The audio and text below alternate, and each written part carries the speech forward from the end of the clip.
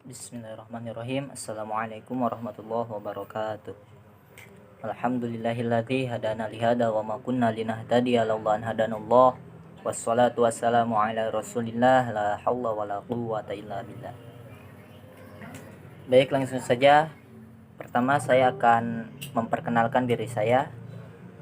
Saya Muhammad Galuh dari Institut Agama Islam Negeri Syekh Nurjati Cirebon, Fakultas Usuluddin Adab dan Dakwah, jurusan Ilmu Al-Quran dan Tafsir dengan nomor induk mahasiswa 1908304023. Di sini saya akan menerangkan buku yang saya baca, yaitu Rekonstruksi Sejarah Al-Quran karya Taufik Adnan Amal untuk memenuhi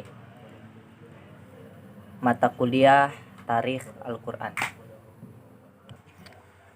Buku Rekonstruksi Sejarah Al-Quran atau Perjalanan Historis Al-Quran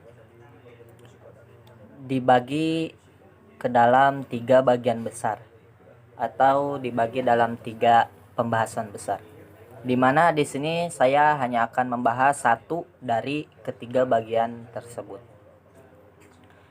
Bagian pertama menerangkan tentang asal-usul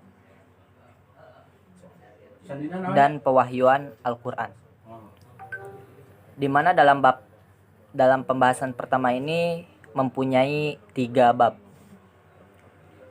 Bab pertama yaitu meletakkan Al-Quran dalam latar kesejarahan, baik dalam konteks situasi sosiopolitik ataupun religius Arabia. Bab yang kedua yaitu berupaya menelusuri asal-usul Al-Quran, di mana pembicaraan pada bagian ini mengarah kepada hubungan antara wahyu ilahi dan juga Nabi Muhammad itu sendiri. Sedangkan pewahyuan Al-Quran yang menelaah secara kronologis pewahyuan menurut berbagai sudut pandang itu akan dikemukakan di dalam bab ketiga. Pada bab yang pertama yaitu menempatkan Al-Quran dalam konteks sosiopolitik mempunyai beberapa pembahasan.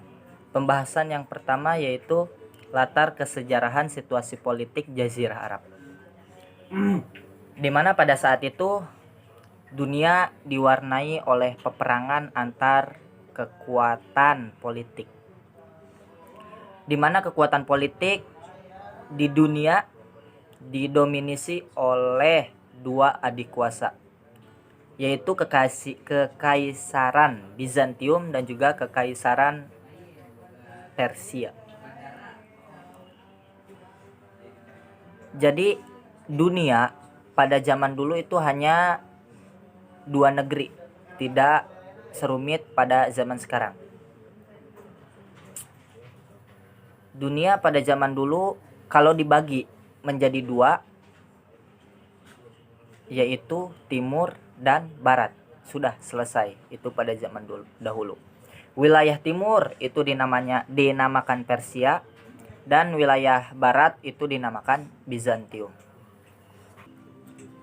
Persia pada saat itu sudah berusia kurang lebih 1173 tahun. Dan wilayahnya sekitar 7 juta kilometer persegi. Sekitar 3 kali lipat Indonesia. Sedangkan Bizantium baru berdiri setengah dari Persia, yaitu sekitar 650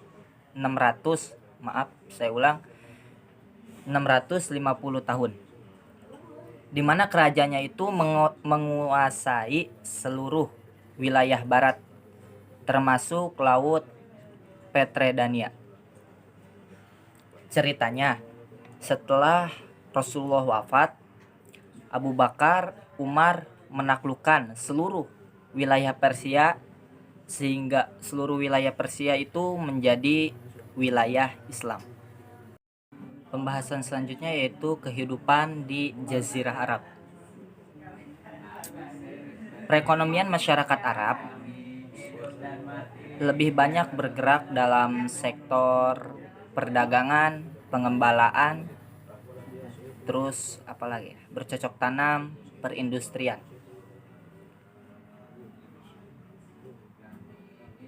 Akan tetapi di Mekah itu sendiri akses ekonomi masyarakat itu lebih banyak digerakkan dalam sektor perdagangan dan juga pengembalaan.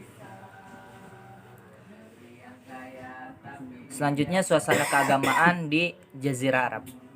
Ada banyak keagamaan ataupun kepercayaan bangsa Arab kala itu.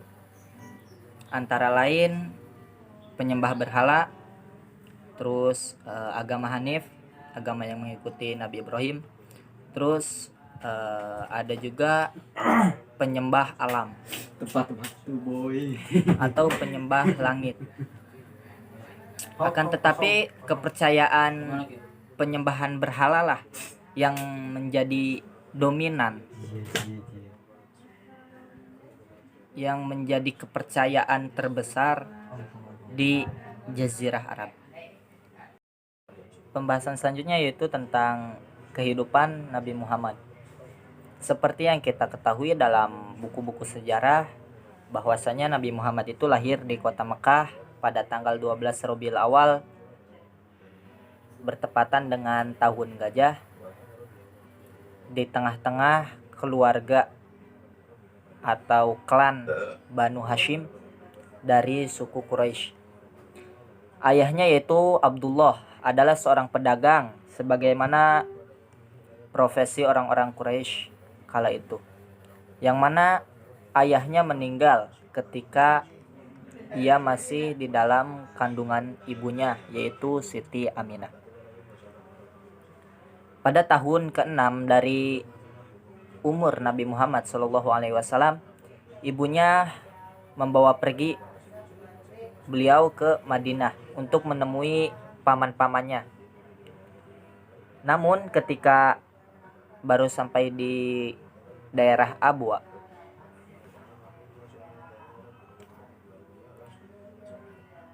yaitu satu desa yang terletak antara kota Mekah dan juga kota Madinah, ibunya meninggal dunia. Setelah ibunya meninggal dunia, Nabi Muhammad SAW diasuh oleh Ummu Aiman di bawah tanggungan kakeknya, yaitu Abdul Muthalib. Dan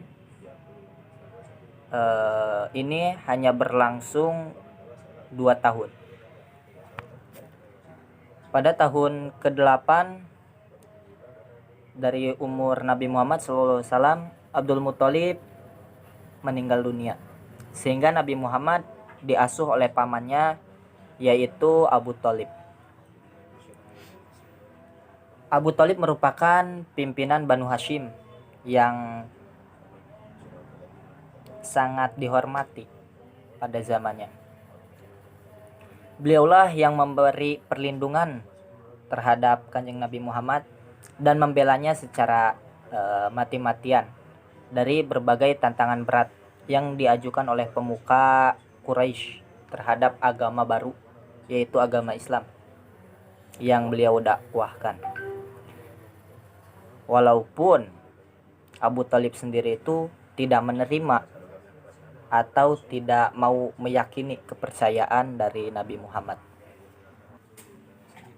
Ketika Nabi Muhammad SAW mencapai usia sekitar 12 tahun, disebutkan dalam buku itu bahwa beliau dibawa oleh pamannya untuk berniaga ke negeri Syam, dan itu merupakan perjalanan beliau yang pertama kalinya. Singkat cerita, langsung ke Nabi Muhammad berumur atau mencapai usia 25 tahun, di mana beliau pergi ke Syam untuk kedua kalinya dengan membawa barang dagangan milik Khadijah binti Khuwailid. Setibanya di Mekah dari perjalanan tersebut, Nabi Muhammad SAW menikah dengan Siti Khadijah. Setelah itu Nabi Muhammad SAW pindah ke rumah Siti Khadijah.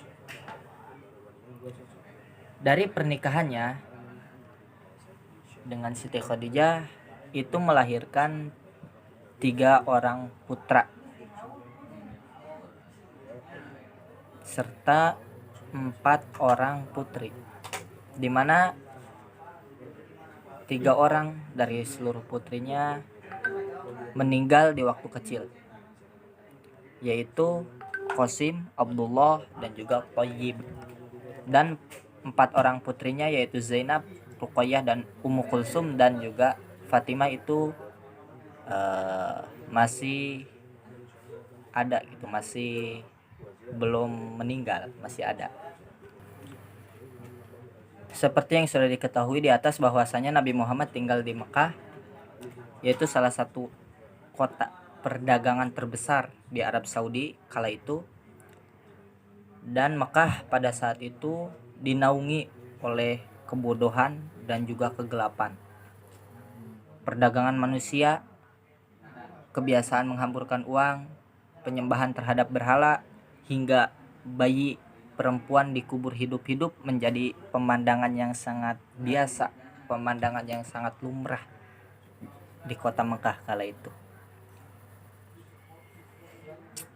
Melihat hal itu, Nabi Muhammad SAW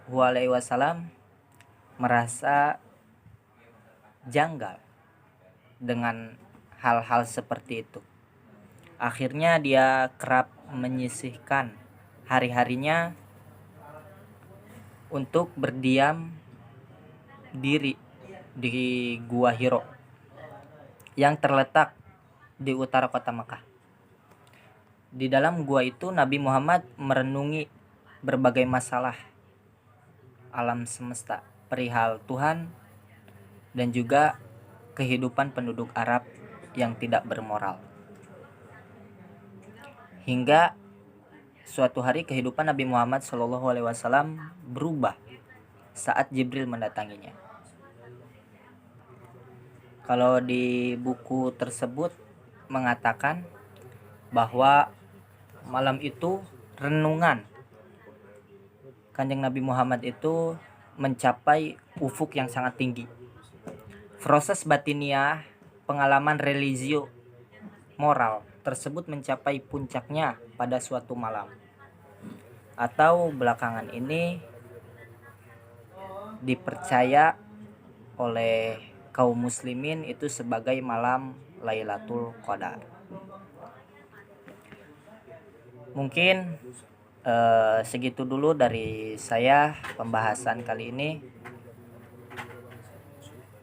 Untuk materi selanjutnya nanti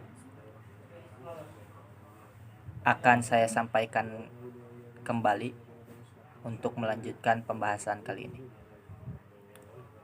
Cukup sekian dari saya. Barangkali ada kekurangan ya mohon dimaafkan. Billahi taufiq wal hidayah. Wassalamualaikum warahmatullahi wabarakatuh.